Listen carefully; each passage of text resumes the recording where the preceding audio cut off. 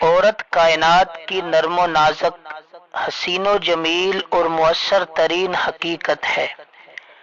اسلام نے خواتین کو جو اہمیت سے نوازا ہے، اس کے پس منظر میں قدرت کی ودیعت کردہ وہ صفات اور خوبیاں ہیں جو انسانی معاشرے پر بلا واسطہ اور کائنات پر بالواسطہ اثر انداز ہوتی ہیں۔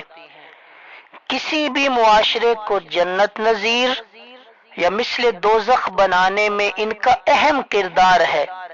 نبی علیہ السلام نے خواتین کے بارے میں جو تعبیرات بیان فرمائی، ان میں فصاحت و بلاغت کی چاشنی کے ساتھ عورتوں کی ان خوبیوں کا بھرپور اعتراف کیا۔ نبی علیہ السلام نے ایک موقع پر ارشاد فرمایا، تمہاری دنیا میں میری محبوب ترین چیز خواتین اور خوشبو ہیں۔ ایک سفر میں ازواج مطہرات آپ کے ہمراہ تھیں۔ اونٹوں کا سفر تھا۔ عربوں کی عادت کے مطابق لمبے سفر میں اونٹوں کی رفتار تیز کرنے کے لیے خاص قسم کے اشعار پڑے جاتے تھے، جن کے مخصوص ردم اور آواز کے زیر و بم سے سواری کی رفتار تیز ہو جاتی تھی، سفر آسانی سے کٹ جاتا تھا۔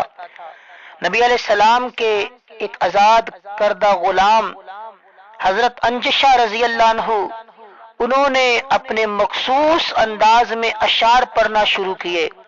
اونٹ وجد میں آ گیا اور تیز رو بن گئے۔ تیز رفتاری کی بنا پہ خواتین کے لیے اونٹوں پر اپنے آپ کو سنبھالنا مشکل ہونے لگا۔ نبی علیہ الصلوۃ والسلام نے فرمایا، انجشہ ذرا سنبھل کر، تم آبگینوں کو ہنکا رہے ہو۔ آپ علیہ السلام کی اس تعبیر میں جہاں ادب کی چاشنی اور ترکیب کا حسن تھا، وہاں خواتین کے مزاج کی بھرپور عکاسی بھی موجود تھی۔ ایک موقع پہ فرمایا، عورتیں مردوں کی جڑواں تخلیق ہیں۔ ایک جگہ فرمایا، عورتیں ٹیڑھی پسلی کی پیداوار ہیں۔ ایک مرتبہ فرمایا، عورتیں شیطانی جال ہیں۔ آپ صلی اللہ علیہ وسلم جب خواتین کو آبگینہ سے تشبیہ دیتے تھے تو دراصل اس حقیقت سے پردہ اٹھاتے تھے کہ عورت انتہائی نازک اور حساس تخلیق ہے۔ جس طرح معمولی سی ٹھوکر سے آبگینہ اثر پذیر ہو کے سب کچھ کھو دیتا ہے، اسی طرح خواتین بھی معاشرتی عوامل سے اثر قبول کرنے میں دیر نہیں لگاتی۔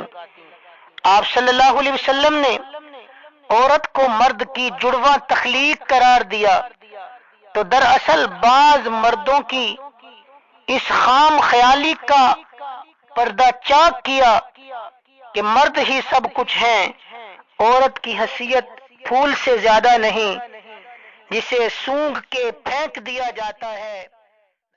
حضور علیہ الصلوۃ والسلام یہ بتانا چاہتے ہیں کہ عورت زندگی کی گاڑی کا دوسرا پہیہ ہے، اور مرد اگر گھریلو زندگی کی مشکلات حل کرنے اور مسائل کی گتھیاں سلجھانے میں بے تاج بادشاہ ہیں تو خاتون خانہ بھی اپنے گھر کی ملکہ ہیں۔ آپ صلی اللہ علیہ وسلم جب خواتین کو ٹیڑھی پسلی کی پیداوار فرماتے ہیں تو دراصل اس حقیقت سے پردہ اٹھاتے ہیں، جس طرح سینے میں اعضائے رئیسہ کی حفاظت کے لیے ٹیڑھا پن پسلی کا کمال اور خوبی ہے، اسی طرح خواتین کی جذباتیت نسل انسانی کی بقا اور تحفظ کی ضامن ہے۔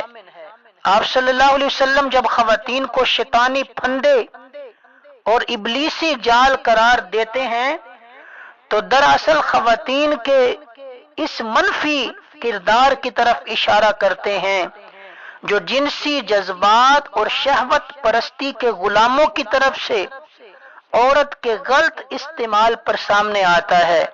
حقیقت تو یہ ہے، انسانی معاشرے میں انقلابی تبدیلیاں برپا کرنے کے لیے عورت ایک مؤثر ترین ہتھیار اور دو داری دھاری تلوار ہے، آپ چاہیں تو اس سے دور نبوی جیسا صالح ترین معاشرہ تعمیر کر لیں، اور چاہیں تو آج کے یورپ اور امریکہ جیسا انسانیت سوز معاشرہ بنا کے انسانی اقدار کا جنازہ نکال دیں۔